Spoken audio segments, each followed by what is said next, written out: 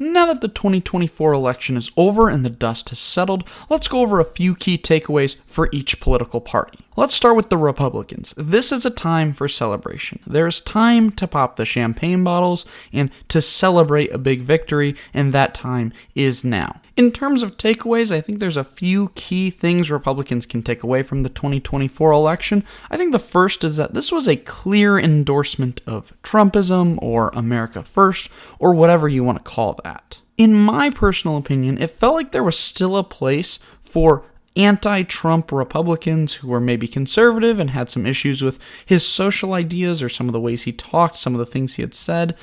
And I don't think there's going to be that place anymore come 2028. I think this election being so dominant towards Donald Trump that I don't think there's a place in the Republican Party for those anti-Trump Republicans anymore. I think the Republican Party is the Trump Party at this point.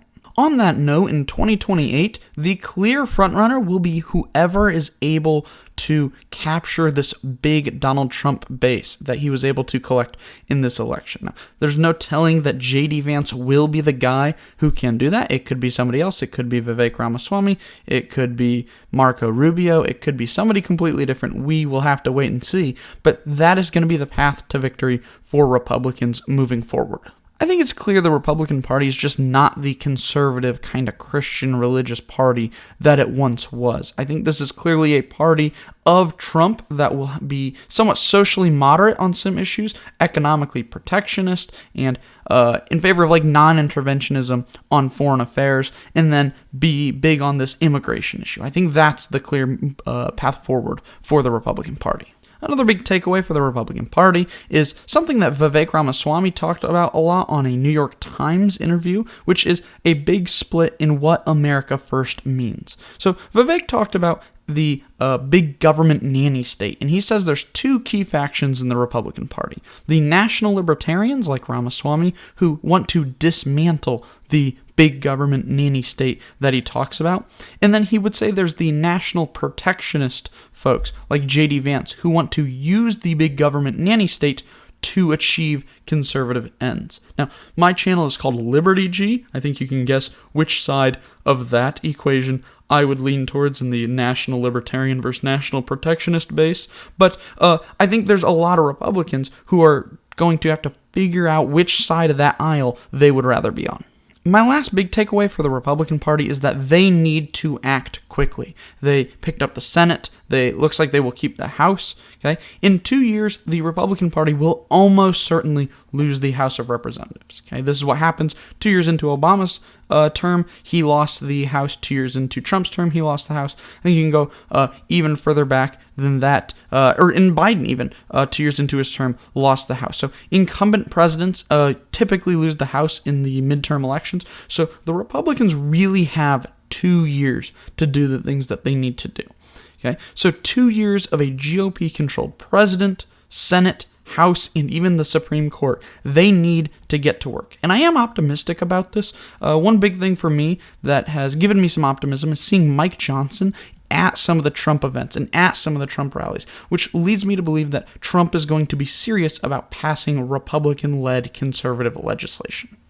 Now let's look at some key takeaways for the Democrats, and I think there's really two ways Democrats can look at the 2024 election. I think the first is that they can look at it as this election was inevitable. This election result was inevitable with inflation and a weak global economy. We've seen that chart where it looks like a lot of countries are turning away from their ruling party. The Democrats happen to be a ruling party at the time when it was not popular to be a ruling party in the world, and so this was just an inevitable thing that was going to happen. And they just need to move forward and look at 2026, gaining seats in the legislature and trying to win in 2028 when Donald Trump is finally not on the ballot. This is the take that Destiny, the streamer, has been promoting. Fascism is when my dick goes into your mom 400 times, okay?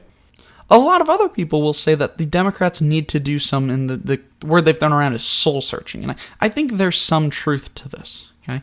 They lost really badly, and whether you think that's due to weak candidates or lacking a clear message or something people think it's catering to woke ideas, it's some combination of some of those factors. they need to move forward. And I think they've got three kind of clear options, at least when we talk about the leadership and the presidency. So I think the first one is to moderate the Democratic Party. This is the Bill Clinton route, and this is where you would go forward with some sort of inspiring centrist, kind of center-left guy who can carry a somewhat liberal message that moves in a more liberal and progressive direction while still trying to unite the country and kind of come towards the middle. I think some figures that could maybe pull this off are people like Pete Buttigieg and maybe J.B. Pritzker out of Illinois, and maybe even like Andy Beshear could be a dark horse in this group out of Kentucky. I think the second way the Democrats could go this route is to focus on a clear message. And it could be economically. This would be the Bernie Sanders route, where you talk about the working class and the top 1% to the top 10% taking all the money and then all that stuff. Obviously, Bernie's too old at this point. So Bernie put out a message where he said the Democrats have abandoned the working class. But, I mean, basically, he's too old. He tried in 2016. He tried in 2020 to tell them, and they didn't cater to the working class. So I think they would need some sort of intellectually driven leader. This could be somebody like maybe Gavin Newsom or maybe like a Gretchen Whitmer out of Michigan. Okay, but you need some sort of inspiring leader who can talk about working class and more socialist and democratic socialist ideas in a clear and compassionate and emphatic tone. And so we'll see if they have a character who can come out and do that as Bernie has done before.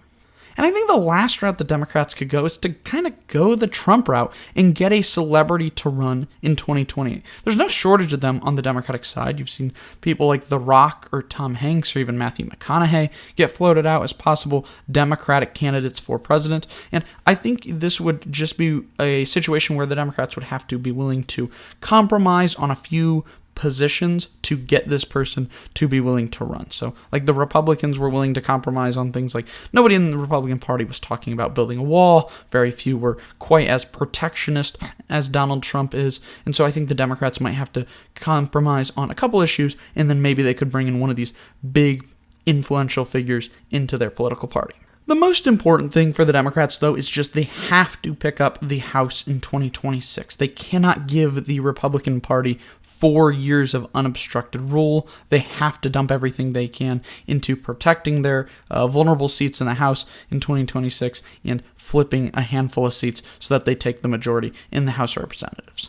And then I'll quickly go through some key takeaways for the third parties in this election. We'll start with the Libertarians, hence the channel name. This election was nothing short of a disaster for the Libertarian Party. Chase Oliver is the first Libertarian to not finish third place since 2008 in the popular vote, and he finished fifth place behind Jill Stein and Robert Kennedy Jr., who wasn't even running for president. Gentlemen, this is Democracy Manifest. There's clearly dysfunction within the party, and that clearly hurt them.